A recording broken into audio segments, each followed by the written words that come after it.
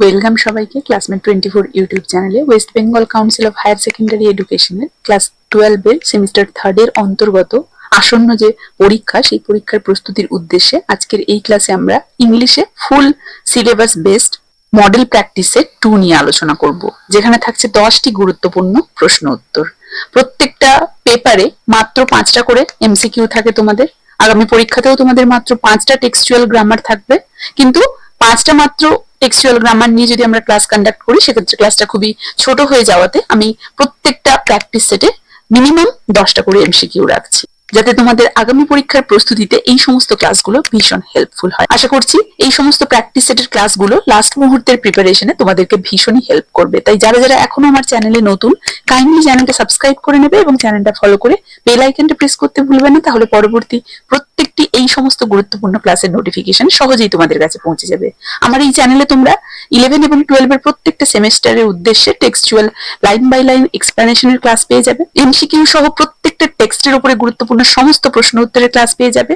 এছাড়াও full syllabus based model practice সেটের ক্লাসও তোমরা পেয়ে যাচ্ছ। পাশাপাশি টেক্সচুয়াল গ্রামার, এমনি গ্রামার সমস্ত ধরনের ক্লাসই অ্যাভেলেবেল থাকছে আমার এই চ্যানেলে। তাই অবশ্যই সবাই চ্যানেলটা সাবস্ক্রাইব করে নেবে। এবং আজকের ক্লাসের পিডিএফটি পেতে হলে বা যে কোনো ধরনের কোয়ারি থাকলে তোমরা আমার টেলিগ্রাম গ্রুপে যুক্ত হয়ে যেতে পারো বা আমার হোয়াটসঅ্যাপ চ্যানেলটাও ফলো করে নিতে পারো। টেলিগ্রাম গ্রুপের লিংক এবং হোয়াটসঅ্যাপ চ্যানেলের লিংক আমি এই ভিডিও ডেসক্রিপশন বক্সে উল্লেখ করে দিচ্ছি। তো শুরু করছি আজকের আলোচনা। মডেল প্র্যাকটিস সেট 2 এটা। এর আগে আমি মডেল প্র্যাকটিস সেট 1 নিয়ে ইতিমধ্যে আমি আলোচনা করেছি। আশা করছি ওই ক্লাসটি সবাই দেখেছো, যদি না দেখে থাকো অবশ্যই দেখে নাও। ক্লাস 12 এর সেমিস্টার 3 এর আপকামিং যে এক্সাম সেপ্টেম্বরে যেটা হতে চলেছে তার উদ্দেশ্যে কিন্তু লাস্ট মুহূর্তের প্রস্তুতিতে এই ক্লাসগুলো ভীষণই হেল্পফুল হবে। তো শুরু করছি আজকের আলোচনা। দেখো, আজকের যে 10টা গুরুত্বপূর্ণ এমসিকিউ রয়েছে প্রোজ এবং পোয়েট্রি কম্বাইন করে, সেখানে প্রথম question number 1, all right give me 1 I said. আশা করি প্রশ্ন দেখে বুঝতে পারছো কোথা থেকে নেওয়া হয়েছে। The night train at Deoli থেকে নেওয়া হয়েছে এটা। Change the mode of narration.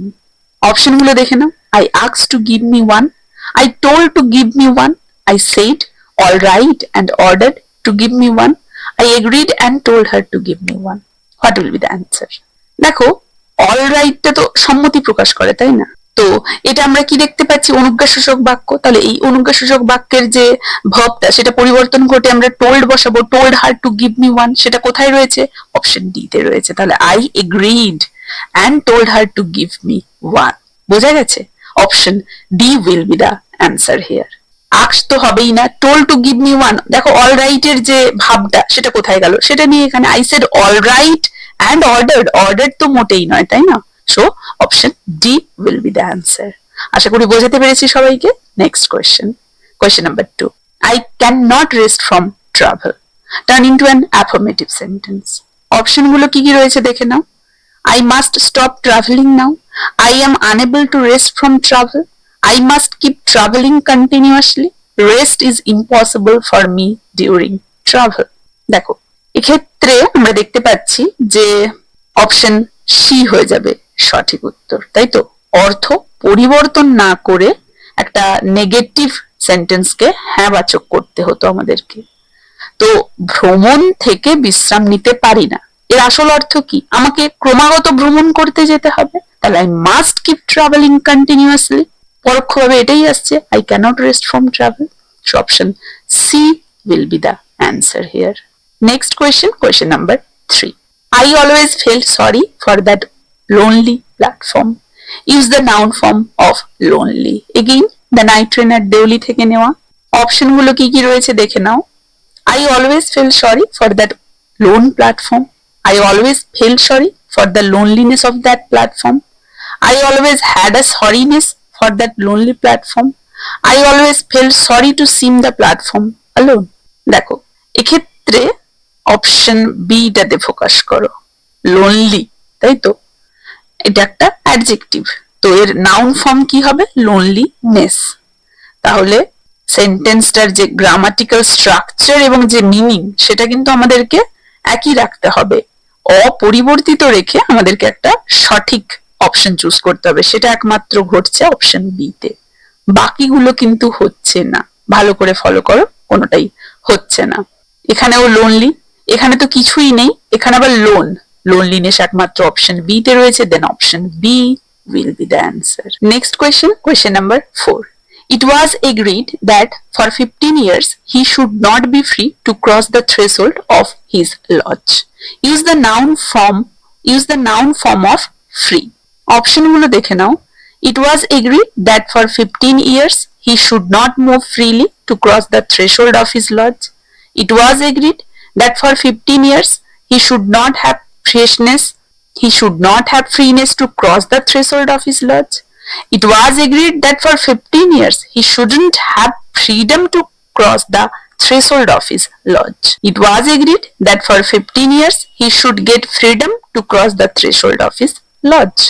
দেখো এক্ষেত্রে আমরা দেখতে পাচ্ছি যে আমাদেরকে ফ্রি এর নাউন ফর্ম ইউজ করতে হবে। ফ্রি এর নাউন ফর্ম হচ্ছে ফ্রিডম, বোঝা গেছে? তাহলে দেখো ফ্রিডম অর্থে যদি আমরা করি অপশন সিটা হয়ে যাচ্ছে সঠিক উত্তর। কেন? কারণ এই যে ফ্রিটা অ্যাডজেক্টিভ, এর সঠিক নাউন হচ্ছে ফ্রিডম। তো বি ফ্রি এই যে বাক্যাংশটা, এটা পরিবর্তন করে হ্যাভ ফ্রিডম করার মাধ্যমে কিন্তু আমরা এটাকে গ্রামাটিক্যালি ঠিক রেখেছি, বোঝা গেছে? তাই আমরা বলতে পারি যে অপশন সি হয়ে যাবে এক্ষেত্রে সঠিক উত্তর। ডি হবে না, এও হবে না, বিও হবে না। Option C will be the answer here. বোঝা গেছে? Next question, question number 5. He put his hands on my shoulder. He looked straight into my eyes. Join into a simple sentence. দেখো অপশন কি কি রয়েছে। Putting his hands on my shoulder, he looked straight into my eyes. When he put his hands on my shoulder, he looked straight into my eyes. He put his hands on my shoulder and looked straight into my eyes. He not only put his hands on my shoulder but also looked straight into my eyes. ভালো করে দেখো, আমরা কি জানি যে আমরা যখন simple sentence তৈরি করব, সিম্পল সেন্টেন্সে একটাই ফাইনাইট ভার্ব থাকবে। বাকি ভাবগুলোকে যদি সেটা জটিল বাক্য বা যৌগিক বাক্য হয়ে থাকে আমাদেরকে নন ভার্বালে চেঞ্জ করতে হবে বা রূপান্তরিত করতে হবে। তাহলে এখানে আমরা দেখতে পাচ্ছি অপশন এ তে যে প্রথম সেন্টেন্সটা, সেটাতে আমরা কি দেখতে পাচ্ছি, প্রেজেন্ট পার্টিসিপল ভার্বটাকে প্রেজেন্ট পার্টিসিপলে চেঞ্জ করে শুধুমাত্র লুকটাকে কিন্তু ফাইনাইট ভার্ব হিসেবে রাখা হয়েছে। এটা পুট ছিল তো, পুটিং, এটা কিন্তু কন্টিনিউয়াস নয়, present participle, put plus ING, এটাকে আমরা এখানে পার্টিসিপল প্রেজেন্ট পার্টিসিপল বানিয়েছি এবং লুকটাকে শুধুমাত্র ভার্ব রয়েছে এখানে। তাই অপশন এটাই শুধুমাত্র হয়ে যাবে সঠিক উত্তর, কারণ একটা মাত্র ফাইনাইট ভার্ব থাকবে যেটা কিনা অপশন এ মেইনটেইন করেছে। বি সি ডি দেখো মেইনটেইন করেনি, এগুলো সিম্পল সেন্টেন্স নয়, বোঝা গেছে? অপশন এই হয়ে যাবে সঠিক উত্তর। Next question number 6. I looked up and down the platform. I could not see the girl anywhere. Join into a complex sentence. Option A তে বলা হয়েছে looking up and down the platform I could not see the girl anywhere. I look up and down the platform but I could not see the girl anywhere. When I looked up and down the platform I could not see the girl anywhere. আর D তে রয়েছে having looked up and down the platform I could not see the girl anywhere. এখানে দেখো বলা হয়েছে complex সেন্টেন্সে join করতে। তাহলে কমপ্লেক্স সেন্টেন্স মানে লিঙ্কার দিয়ে সাবঅর্ডিনেট এক বা একের বেশি আর মেইন একটা ক্লজ, তাই তো? তাহলে হোয়েন দিয়ে এখানে দেখো আমরা যোগ করেছি একটা সেন্টেন্সে, তাই না, সিটে। তাহলে হোয়েন দিয়ে এখানে আমরা কি করলাম, প্রথমের যে অংশটা রয়েছে সেটাকে একটা ডিপেন্ডেন্ট ক্লজে, সাবঅর্ডিনেট ক্লজে পরিণত করে দিলাম, তাই না? আর একটাই ইন্ডিপেন্ডেন্ট ক্লজ থাকলো। তাহলে এক্ষেত্রে অপশন সি, যেহেতু কমপ্লেক্সে একটাই ইন্ডিপেন্ডেন্ট আর ওয়ান আর মোর দেন ওয়ান ডিপেন্ডেন্ট থাকবে, এটা ইন্ডিপেন্ডেন্ট এটা ডিপেন্ডেন্ট, কমপ্লেক্স সেন্টেন্স হয়ে গেল, বাকিগুলো কিন্তু হচ্ছে না। তাহলে option C will be the answer. বোঝা গেছে আশা করি। Next question, question number 7. A girl came down the platform selling baskets. It was a cold morning. Joined into a complex sentence. দেখো অপশন গুলো কি কি রয়েছে। It was a cold morning when a girl came down the platform selling baskets. It was a cold morning and a girl came down the platform selling baskets. A girl came down the platform selling baskets on a cold morning. A girl came down the platform selling baskets because it was a cold morning. তাহলে আমাদেরকে complex sentence করতে হবে। Complex sentence জটিল বাক্য, তাই তো? একটা independent আর একটা বা একের বেশি ডিপেন্ডেন্ট ক্লজ থাকতে পারে। তাহলে এখানে দেখো অপশন এটা ফলো করে হোয়েন, তাই তো, হোয়েন দিয়ে একটা সাবঅর্ডিনেটিং কনজাংশন তৈরি করে যুক্ত করে দেওয়া হয়েছে এবং এটা একটা ডিপেন্ডেন্ট ক্লজ হিসেবে এখানে কাজ করছে, তাই না? তাহলে এর ফলে আমরা বুঝতে পারছি একটা ইন্ডিপেন্ডেন্ট আর একটা ডিপেন্ডেন্ট ক্লজ হয়ে গেছে। তাহলে তাই আমরা এটাকে বলবো কমপ্লেক্স সেন্টেন্স। বোঝা গেছে? বিটা হবে না, কম্পাউন্ড হয়ে যাচ্ছে, সিটা হয়ে যাচ্ছে সিম্পল, আর ডিটাও হবে না, তাহলে অপশন এ হয়ে যাচ্ছে সঠিক উত্তর। আশা করি বোঝা গেছে। Next question number 8, many of them offered bowls of water to my father, he would dip his finger tips in them. এটাকে সিম্পল সেন্টেন্সে জয়েন করতে বলেছে, দুটো আলাদা আলাদা সেন্টেন্স রয়েছে, সিম্পলে আমাদেরকে জয়েন করতে হবে। অপশন গুলো দেখে নাও। When many of them offered bowls of water to my father, he would dip fingertips in them. B তে রয়েছে many of them offered bowls of water bowls of water to my father so that he could dip his fingertips in them. C তে রয়েছে my father would dip his fingertips in the bowls of water offered by many of them. R D তে রয়েছে many of them offered bowls of water and my father would dip his finger in them. ভালো করে দেখো, এক্ষেত্রে আমরা দেখতে পাচ্ছি যে সিম্পল সেন্টেন্সে জয়েন করতে হবে। তাহলে সিম্পল সেন্টেন্স মানে একটাই ফাইনাইট ভার্ব থাকবে, তাই তো? তাহলে এখানে দেখো অপশন সিটাতেই ভালো করে ফলো করো। অপশন সি তে কি ঘটছে দেখো, এখানে প্রথম যে সেন্টেন্সটা সেটার যে ভার্বটা অফার্ড বাই, এটা করে দেওয়ার ফলে এটা কি হলো, পাস্ট পার্টিসিপেলে হয়ে গেল, তাই না? আর দেখো একটাই ফাইনাইট ভার্ব থাকছে, কি না, উড ডিপ। বোঝা গেছে? তাই কিন্তু এটা হয়ে যাবে সিম্পল সেন্টেন্স। এটা হবে না, দেখো এক্ষেত্রেও দুটো রয়েছে, বিও হবে না আর সিও, সি নয় ডিও হবে না, অপশন সি তেই হবে, কারণ অফার্ড বাই পার্টিসিপল হয়ে গেছে, পাস্ট পার্টিসিপল, আর উড ডিপ একটাই সিঙ্গেল ফাইনাইট ভার্ব রয়েছে। তাহলে সিম্পল সেন্টেন্সের স্ট্রাকচার তৈরি করছে option C. Option C will be the answer here. বোঝা গেছে? Next question number 9, he might have anything he wanted, split into two simple sentences. Option গুলো দেখো, he might have anything he wanted it, he might have got anything he wanted it, he can have anything he wanted that, আর he could get anything he wanted it.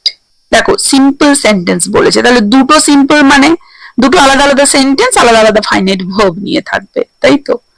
তাহলে দেখো এক্ষেত্রে আমরা টেন্সের পরিবর্তন না করে আমরা যদি দেখি অপশন এটা হয়ে যাচ্ছে সঠিক উত্তর, তাই না?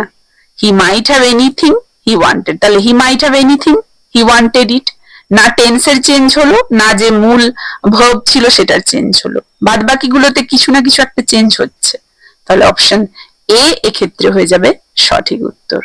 বোঝা গেছে আশা করি। And the last question of today's practice set, he had an ideal helpmate in my mother Ashiyamma, split into two simple sentences. Again দেখো এখানে তিনটে অপশন দেওয়া রয়েছে। অপশন এ তে রয়েছে my mother was Asiamma, she found an ideal helpmate in him. My mother was Asiamma, he had an ideal helpmate in her. R my mother Asiamma was an ideal helpmate to him, he thought this. দেখো এক্ষেত্রে এই যে হিম রয়েছে এটা তো হচ্ছে না, উল্টে দিয়েছে, তাই না? আর সিটাও হবে না, বি হয়ে যাবে সঠিক উত্তর। কেন? কারণ দেখো এখানে নাউন ইন অ্যাপোজিশন, তাই না? যে main sentence noun in apposition করে এই যে মাই মাদার কমা আসিয়াম্মা এই যে অংশটাকে যেটা করা হয়েছিল মেন সেন্টেন্সে সেটাকে আলাদা একটা সেন্টেন্স এখানে আমরা করে দিচ্ছি। মানে প্রথমে মায়ের পরিচয়টা দেওয়া হলো, মাই মাদার ওয়াজ আসিয়াম্মা, আর দ্বিতীয় সেন্টেন্স আমরা কি করছি, ইন হার। ইন হার এই যে প্রোনাউনটা ইউজ করে মূল যে মিনিংটা রয়েছে সেটা পরিবর্তন না করে এই বাক্যটাকে প্রথম বাক্যটার সাথে যেন রিলেট করে দিলাম আমরা, তাহলে সেটাই হয়ে যাচ্ছে সঠিক উত্তর। বোঝা গেছে? প্রথমে আমরা আইডেন্টিটি গুলো দিয়ে দিলাম, তারপরে প্রোনাউন গুলো ইউজ করলাম, মাই মাদার ওয়াজ আসিয়াম্মা আর he had an ideal helpmate in her. তাহলে হিটা তো প্রথমেই ছিল কোয়েশ্চেনেও, এটা নিয়ে ভাবার দরকার নেই। বোঝা গেছে? আর মাদার মানে আসিয়াম্মাটাকে হার করা হলো, তাহলে এটাই হয়ে যাচ্ছে সঠিক উত্তর। দেখো দুটোতেই একটা করে সিঙ্গল বা ফাইনাইট ভার্ব রয়েছে, তাই দুটোই আলাদা আলাদা simple sentence, split into two simple sentences বলেছে। বোঝা গেছে? তাহলে option B will be the answer here. তো এই ছিল প্র্যাকটিস সেট 2 গ্রামারের উপরে, যেখানে আমরা 10টা গুরুত্বপূর্ণ এমসিকিউ নিয়ে আলোচনা করলাম। আশা করি প্রত্যেকটা কোয়েশ্চেন সবাইকে বোঝাতে পেরেছি, কারো কোথাও অসুবিধা নেই। কার কেমন লাগলো জানাবে, ভালো লাগলে অবশ্যই চ্যানেলটা ফলো করে বেল আইকনটা প্রেস করতে ভুলবে না, তাহলে এই শেষ মুহূর্তের প্রস্তুতিতে প্রত্যেকটা মডেল প্র্যাকটিস সেটের ক্লাসের নোটিফিকেশন সহজেই তোমাদের কাছে পৌঁছে যাবে। এই ক্লাসটা তাহলে এখানেই শেষ করছি, দেখা হচ্ছে এর পরবর্তী ক্লাসে এর পরবর্তী গুরুত্বপূর্ণ মডেল প্র্যাকটিস সেটটি নিয়ে।